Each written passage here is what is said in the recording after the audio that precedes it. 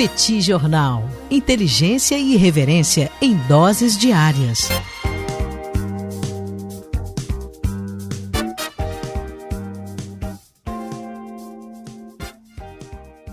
Olá, gente. Bem-vindos, bem-vindas ao Petit Jornal. Esse é o bate-papo número 1058. Estamos gravando numa live no YouTube do Petit Jornal. São exatamente 19 horas e 26 minutos da quarta-feira, 15 de abril de 2026. Cá está a dupla de costume, a dupla que você conhece de cor, Tanguy, vírgula, o Bagdadi animado, contente, preparado, revigorado, resiliente, retumbante, descansado, tarifado e preocupado. Muito preocupado com esse cenário internacional extremamente pantanoso, imprevisível e incerto.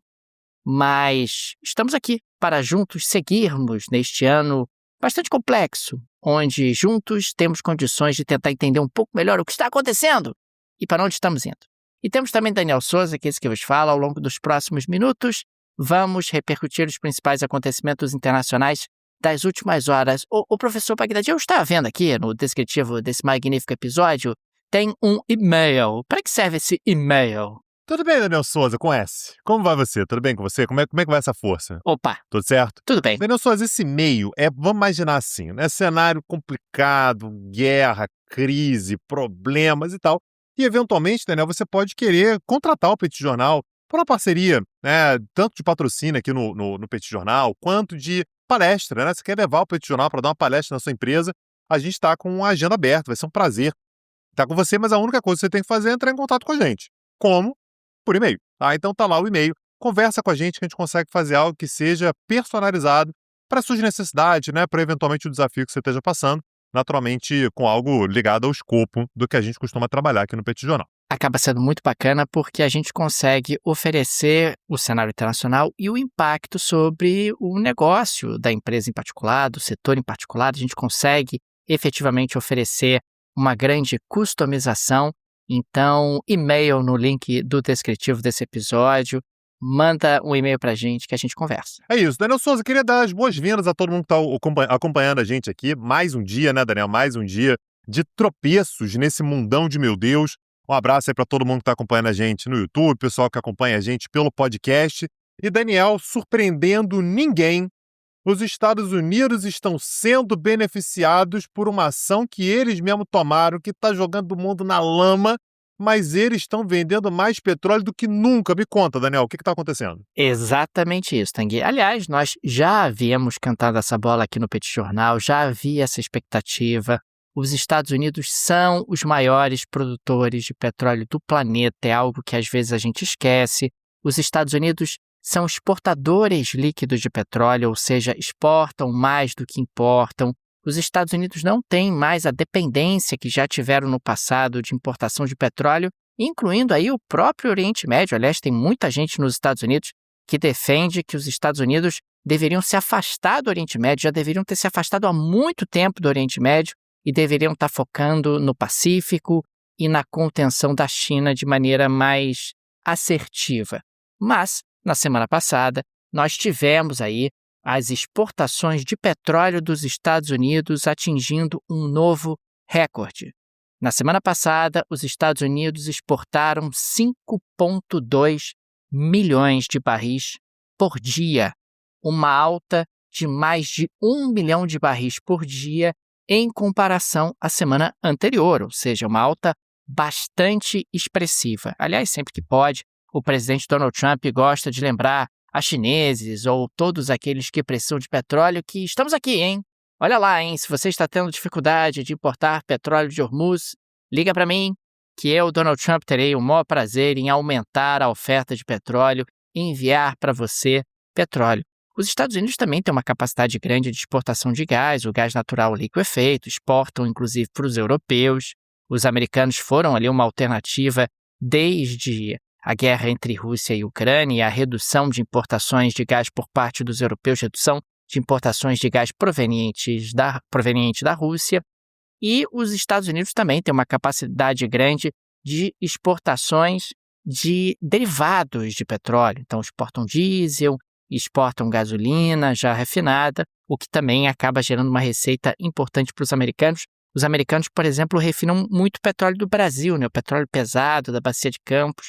O Brasil manda muito para os Estados Unidos e também manda muito para a China, que são países que têm uma capacidade de refino grande nesse tipo de petróleo. Agora, os derivados de petróleo, os combustíveis, continuam muito caros para o consumidor americano. A gente está falando aí de um galão de gasolina na casa de $4,10. A gente está falando de um diesel na casa de $5,60, o que acaba irritando bastante o consumidor americano e trazendo um desgaste para a popularidade do Donald Trump. Nesse sentido, é um duplo efeito. De um lado, os Estados Unidos são prejudicados porque passam a ter mais inflação, passam a ter mais juros para conter essa inflação. Isso diminui o poder de compra do americano médio porque está gastando mais com combustível. E do outro lado, você acaba tendo um setor sendo beneficiado, que é justamente o setor de petróleo, as grandes empresas de petróleo dos Estados Unidos, que são importantes, que têm ali realmente uma rentabilidade alta. Lembrando que uma das promessas do Donald Trump era Baby Drill, ou melhor, Drill Baby Drill. Era justamente a ideia de que os Estados Unidos deveriam furar mais poços de petróleo, deveriam extrair mais petróleo, deveriam produzir mais petróleo, e esse é um dos elementos, inclusive, que leva ali a uma certa diferença entre o comportamento chinês e o comportamento americano. O comportamento americano, muito calcado realmente na produção de petróleo, espetacular, que cresceu muito nos Estados Unidos nos últimos anos, não precisa tanto de tecnologia verde, não precisa tanto estar preocupado com transição energética. Já os chineses, que importam energia, e importam muita energia, muito petróleo, precisam sim estar preocupados com transição energética e diminuir ali a sua dependência de petróleo importado, e aí eles investem em eletrificação, investem em energia nuclear, acabam sendo referência em automóveis elétricos e também acabam formando enormes reservas de petróleo. Aliás, esse é um dos aspectos que fez com que o preço do petróleo não subisse tanto ao longo dessa crise nas últimas semanas. Ele poderia ter subido ainda mais se a China não estivesse com reservas de petróleo tão abastecidas. Reservas que foram formadas ao longo dos últimos anos, mas que foram intensificadas no ano passado. Os chineses acabaram formando violentas, pesadíssimas, enormes reservas de petróleo justamente para enfrentar momentos como esse. Outros países, como é o caso da Índia, da Austrália, da Indonésia, do Vietnã, esses não têm reservas e acabam sendo ali muito impactados porque uma parte importante acabava vindo justamente do Oriente Médio. Mas, de qualquer maneira, a previsão que nós tínhamos feito aqui no Petit Jornal está se confirmando, os Estados Unidos experimentando esse duplo efeito, que, aliás, em muito se parece com um duplo efeito sobre o Brasil também, né? O Brasil é um país que está sofrendo com a inflação, mas, ao mesmo tempo, está sofrendo com aumento, ou melhor, está experimentando, está desfrutando de um aumento das receitas provenientes da exportação de petróleo. O próprio estado do Rio de Janeiro, que é o maior produtor de petróleo do Brasil, voltou a ter resultados fiscais muito bons por conta justamente desse petróleo mais caro e dos benefícios fiscais que esse petróleo mais caro acaba proporcionando. Então é um duplo efeito, você exporta mais petróleo, ganha mais dinheiro vendendo mais petróleo, gera mais impostos com esse petróleo vendido, mas por outro lado, você tem efeitos negativos sobre inflação, sobre juros, sobre crescimento econômico, sobre capacidade de consumo das pessoas. Daniel Souza, você estava com saudade, eu tenho certeza, dos prazos dados pelo presidente dos Estados Unidos, Donald Trump. Ele tinha dado um prazo, né, que era que o Irã tinha que desbloquear o Estreito de Hormuz até o dia 6, né, que foi segunda-feira passada. Aí mexeu o prazo um pouquinho para lá, um pouquinho para cá, acabou sendo dia 7, terça-feira, 8 da noite, né, horário de Brasília, 9 da noite, horário de Washington, tem que abrir e tal, não tem jeito, e depois, né, a gente acabou tendo, de última hora ali, uma prorrogação desse prazo por 2 semanas. Esse prazo de 2 semanas, Daniel, uma semana já foi, e aparentemente a gente continua muito longe, né, de algum acordo que abra o Estreito de Hormuz. De lá para cá, a gente já teve uma rodada de negociações no Paquistão, que não deu em nada, pelo menos por enquanto. A gente também já teve os Estados Unidos dizendo que eles também vão fechar o Estreito de Hormuz. Como, Daniel, a gente já passou da metade do prazo de 2 semanas, e então, portanto, daqui a pouco menos de uma semana, os Estados Unidos, teoricamente, vão ter que devastar o Irã, né? Essa era a promessa dos Estados Unidos.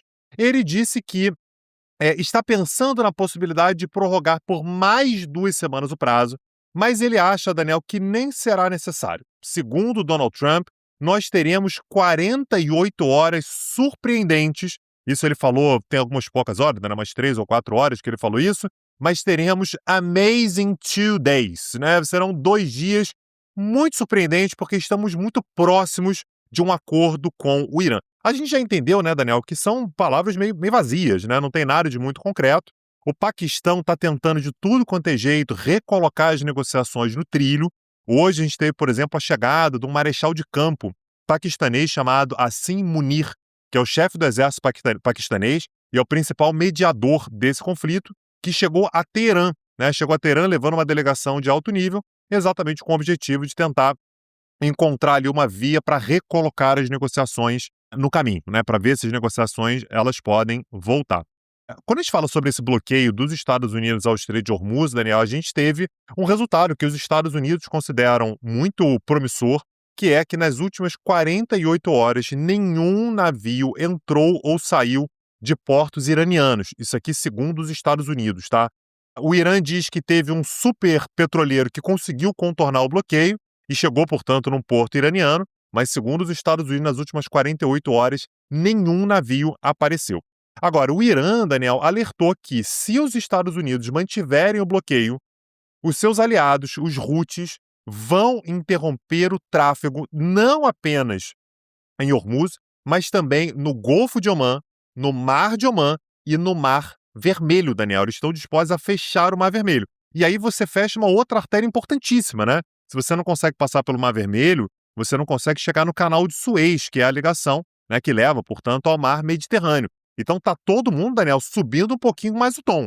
O Irã fecha o estreito, os Estados Unidos fecham o estreito também, né, estabelece, portanto, um duplo fechamento, e agora a possibilidade de você fechar também o Golfo de Omã, né, o Golfo de Aden e também o Mar Vermelho. Então, tudo aquilo ali passaria a estar fechado, Daniel, e aí você manda, né, de fato, a economia internacional para as cucuias mais uma vez. Ali é uma rota importantíssima, econômica, não apenas para energia, para tudo que a gente possa imaginar. Então, esse fechamento também ele seria mais um elemento importante a ser lidado daqui para frente. Então, enquanto você tem os Estados Unidos dizendo que não, às 48 horas a gente vai conseguir resolver, não precisa nem prorrogar o prazo por mais 2 semanas, você tem o Irã deixando claro que, olha, a negociação está muito longe de fechar, a gente está disposto, inclusive, a fechar não apenas o Estreito de Hormuz, mas também o Golfo de Aden, o Estreito de Bab el-Mandeb e, portanto, o acesso ao Mar Vermelho também, Daniel. Tagui, no dia de hoje, o secretário do Tesouro dos Estados Unidos, que é o equivalente ao ministro da Fazenda, o Scott Bessent, ele trouxe uma série de informações que me parecem bastante relevantes. Em primeiro lugar, ele disse que os Estados Unidos informaram aos países que se estiverem comprando petróleo iraniano e também se houver dinheiro iraniano em seus bancos, os Estados Unidos estão dispostos a impor sanções secundárias a esses países. Além disso, ele também destacou que o governo americano está preparando uma ação que será o equivalente a um bombardeio financeiro contra o Irã. Ele explicou também dizendo o seguinte, olha, o grande erro do Irã foi bombardear seus vizinhos do Golfo Pérsico, que agora estão muito mais dispostos a serem transparentes sobre recursos em seus bancos. Esse me parece um ponto importante.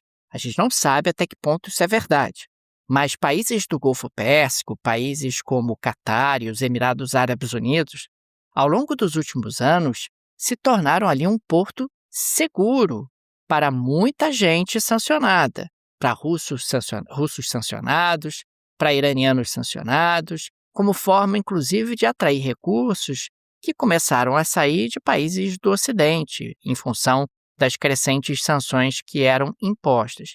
Ele está dizendo aqui que esses países estariam dispostos a oferecer informações sobre o dinheiro que circula nos seus bancos. Não tem como ter certeza. Me parece que seria um movimento muito ousado por parte desses países, porque poderia levar muita gente a tirar dinheiro desses países. Afinal, eles estavam oferecendo ali como elemento diferencial justamente esse sigilo. Sigilo que no passado os suíços, por exemplo, ofereciam e agora claramente não oferecem mais, principalmente por pressões exercidas dos seus vizinhos europeus. Pode ser também que o Scott Bessent esteja colocando um elemento de pressão sobre os países do Golfo, como quem diz, gente, conversamos sobre isso, e aí? Estou dizendo aqui que vocês estão pensando sobre isso. Vocês vão deixar barato? O Irã ficou atacando vocês? Vocês vão deixar dinheiro iraniano circulando aí nos bancos de vocês no Golfo Pérsico? Acho que vocês deveriam fazer um gesto um pouco mais duro. Outra coisa que o Bessent disse é que o governo americano acredita que o bloqueio dos Estados Unidos em Hormuz causará uma pausa nas compras chinesas de petróleo iraniano. Ou seja, existe um cálculo ali. Meu Deus, China vai parar de comprar petróleo do Irã. A China está cheia de reservas de petróleo, é capaz de aguentar muitos meses, mesmo com o Estreito de Hormuz fechado, como a gente, inclusive, destacava há pouco. E um outro ponto super importante é que os Estados Unidos pretendem não renovar as licenças temporárias para a Rússia e Irã exportarem petróleo sem sanções. Nós chegamos a falar sobre isso aqui no Petit Jornal algumas semanas atrás, que os Estados Unidos tinham relaxado sanções contra a Rússia e contra o Irã, justamente para tentar aumentar a oferta de petróleo no mercado internacional, e o Bessent já disse aqui com clareza que esse relaxamento não será renovado e que as sanções voltarão a pleno termo contra a Rússia e contra o Irã, e argumentou que o preço do petróleo não subiu tanto quanto se previa. Bessent, não subiu tanto quanto se previa porque a China tem reservas.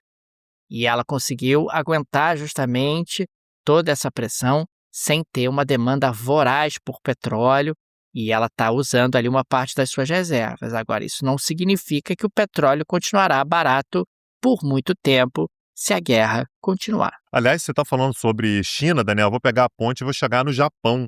A Dieta, que é o parlamento japonês, aprovou uma série de mudanças regulatórias que vão permitir, pela primeira vez desde a Segunda Guerra Mundial, que o Japão exporte em larga escala equipamentos militares, incluindo itens letais, Daniel. O Japão, ele tem uma indústria armamentista, mas é uma indústria armamentista que serve para tanto o próprio Japão utilizar, quanto também para exportações em pequena escala, Então, são muitas vezes alguns poucos suprimentos e tal, mas há uma certa limitação, O Japão, tradicionalmente, ele se limita a uma série de mudanças regulatórias, de elementos regulatórios que limitam a capacidade japonesa de exportar armamentos. Com essa mudança regulatória, Daniel, você passa a ter um novo mercado que se abre para a indústria do Japão. O Japão hoje, Daniel, investe cerca de 60 bilhões de dólares anuais em sua própria defesa e sustenta dessa maneira algumas gigantes como a Mitsubishi e a Toshiba. Essa mesmo, que produz carro, que produz televisores e tal. Elas têm um braço armamentista que é utilizado basicamente pelo Japão e agora, portanto, o Japão, na verdade, essas empresas estão inclusive contratando novos funcionários, tentando aumentar a sua operação, porque a partir de agora eles vão ter a possibilidade de exportar armamentos em larga escala. Você já tem, inclusive, alguns países que estão muito interessados, antes mesmo dessa mudança, quando essas mudanças regulatórias começaram a ser cogitadas, a possibilidade e tudo, você já tem, por exemplo, no Sudeste Asiático, as Filipinas, já interessados na possibilidade de comprar fragatas, fragatas japonesas. Essa é uma possibilidade. No leste europeu, a Polônia também já está conversando com o Japão uma forma de superar alguns gargalos na produção de drones e de sistemas de guerra eletrônica, que o Japão tem muita capacidade de produzir armamentos. Em grande medida, Daniel, a leitura que a gente pode fazer é que essa mudança que está sendo feita pelo governo da Sanae Takaichi é que eles fazem uma leitura de que há uma dependência excessiva dos Estados Unidos.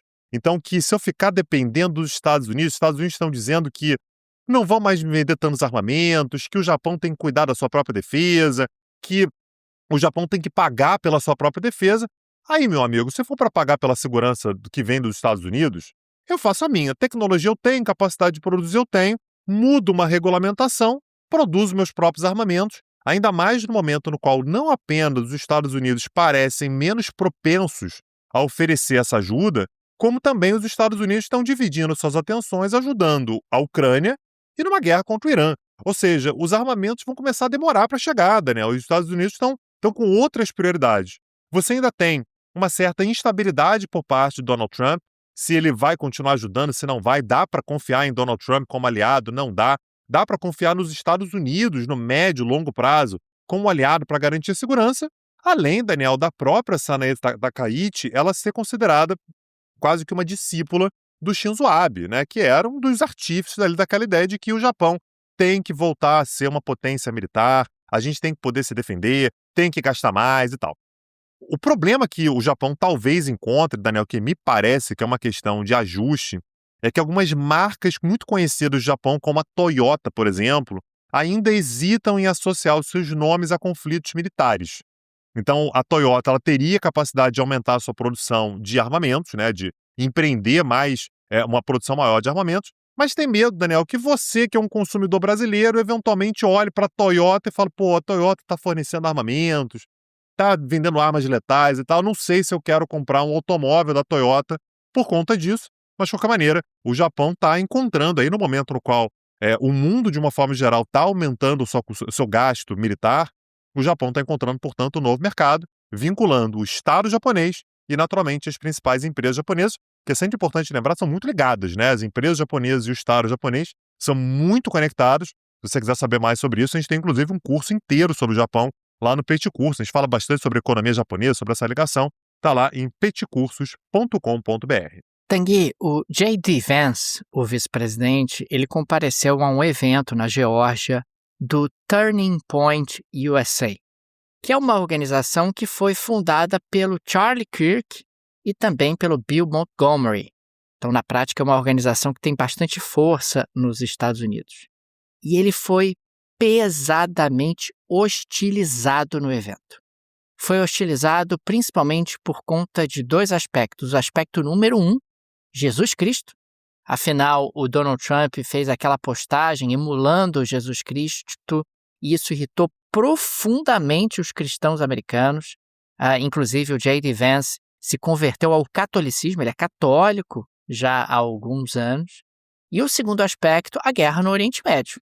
Muitos dos presentes diziam, com uma certa razão, não foi para isso que nós votamos no Donald Trump. Pelo contrário, né? Pelo contrário, nós votamos para sairmos de guerras e, aparentemente, o Donald Trump nos colocou numa guerra grande, de grandes proporções e que está tendo muito impacto na nossa vida.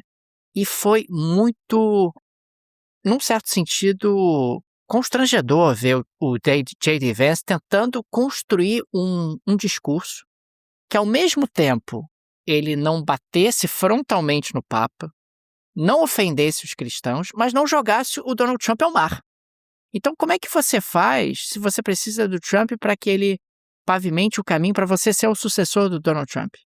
Mas, ao mesmo tempo, como é que você traz essas pessoas de volta para o seu barco, pessoas que estão muito irritadas com essa postura que foi classificada por muitos como anticristã do Donald Trump, ao mesmo tempo em que o Donald Trump está atolado numa guerra no Oriente Médio, o J.D. Vance ficou realmente numa situação muito embaraçosa, muito complicada no evento. Quem tiver curiosidade, as falas dele estão disponíveis e são falas muito rocambolescas, onde ele dá voltas, onde ele tenta agradar todo mundo ao mesmo tempo, dentro de um contexto onde ele realmente está numa situação difícil, porque ele precisa dessa base, essa base conservadora, essa base trumpista, etc., mas, ao mesmo tempo, ele precisa do Trump. Ele não pode simplesmente virar as costas para o presidente dos Estados Unidos nesse momento, dentro de um contexto onde a disputa pela sucessão do Trump na sua base política está aumentando. Mas me chamou a atenção porque mostra de maneira muito clara essa rachadura que acontece na base trumpista em função dos últimos acontecimentos. Daniel, a gente trouxe no episódio da segunda-feira pela manhã um pouquinho do cenário que foi encontrado durante as eleições peruanas, né, que aconteceram no último domingo. E o cenário que eu trouxe aqui era que naquele momento, né, a gente tinha cerca de 40% das urnas apuradas e você tinha Keiko Fujimori, né, a filha de Alberto Fujimori, à frente, ela segue à frente nesse atual momento. E indo com ela para o segundo turno, a gente tinha duas possibilidades. O mais provável era Rafael López Aliaga, né? Era o cara que estava ali em segundo lugar. Correndo por fora, a gente tinha, então, tanto a Keiko Fujimori quanto o Aliaga da direita peruana, com algumas diferenças entre si, mas, enfim, da direita peruana. E correndo por fora você tinha o centrista, uma centro-esquerda muito moderada ali, o Jorge Nieto. Daniel, de lá para cá, a gente já subiu de 40% das urnas apuradas para 91%, perdão, para 91% dos votos contados, e nós tivemos uma surpresa, né? A gente teve um candidato de esquerda, o Juntos por el Perú, que ascendeu ao segundo lugar. Então, nesse momento, Daniel, nós temos Keiko Fujimori com 17% dos votos apurados e Roberto Sánchez com 12,1%. Daniel, vai ser no limite. A gente vai ter, de fato, uma eleição muito no limite, pelo fato de que, quando você pega a diferença entre Roberto Sánchez, que é um candidato da esquerda, o Aliaga, que é um ultraconservador, e o Jorge Neto, né, que é um cara da centro-esquerda, a gente está falando sobre uma diferença de 1 ponto percentual entre eles. A gente está falando de 12,1% do Roberto Sánchez, 11,9% do Rafael Lopes Aliaga e 11,1% do Jorge Nieto. É muito, muito apertado. Então, nesse momento, o Sánchez está ganhando espaço, ele está ganhando força, ele vem aumentando o seu percentual ali de votos computados até o momento, mas, de qualquer maneira, não dá para saber, qualquer um dos três pode ir para o segundo turno. A Keiko Fujimori está garantida, isso também é uma informação a ser levada em consideração.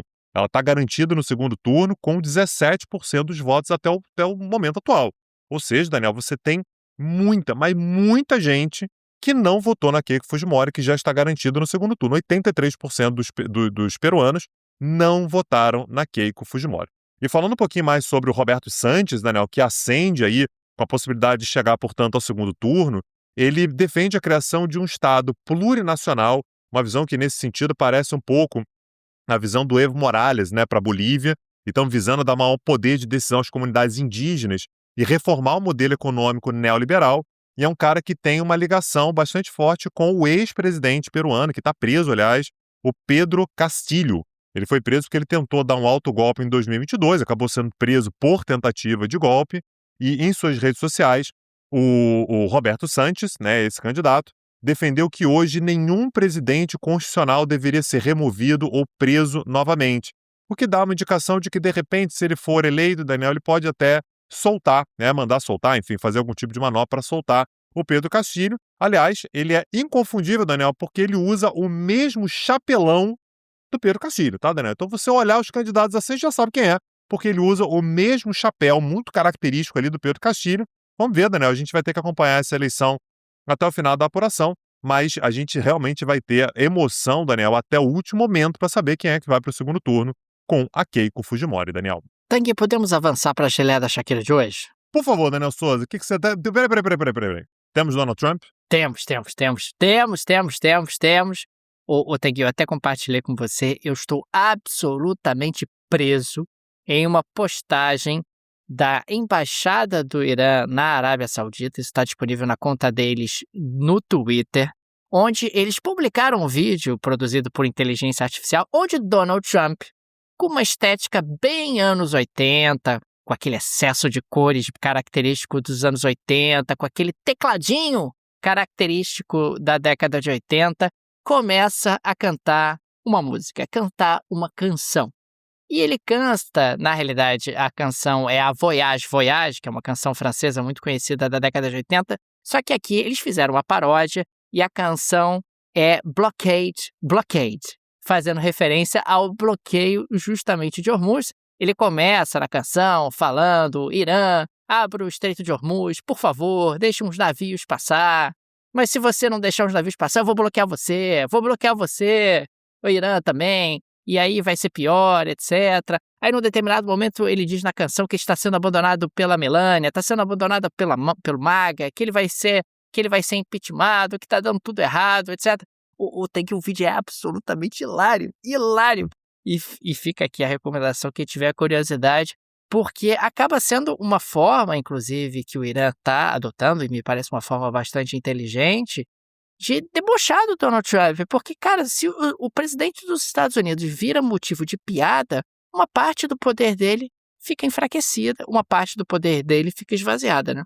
Aliás, foi o que o Trump fez com o Biden, né? O Trump fez tanta troça com o Biden que o Biden acabou sendo esvaziado, enfim, acabou contribuindo, inclusive, para a eleição. Agora, de uma forma geral, Daniel, o Irã está se mostrando, assim, um usuário de redes sociais incrível, né? Eles são ácidos, eles são assim, irônicos, são sarcásticos, né, com relação aos Estados Unidos. Isso é algo que acaba circulando. A gente, durante muito tempo, ouvia falar muito das redes sociais do Trump, dos Estados Unidos.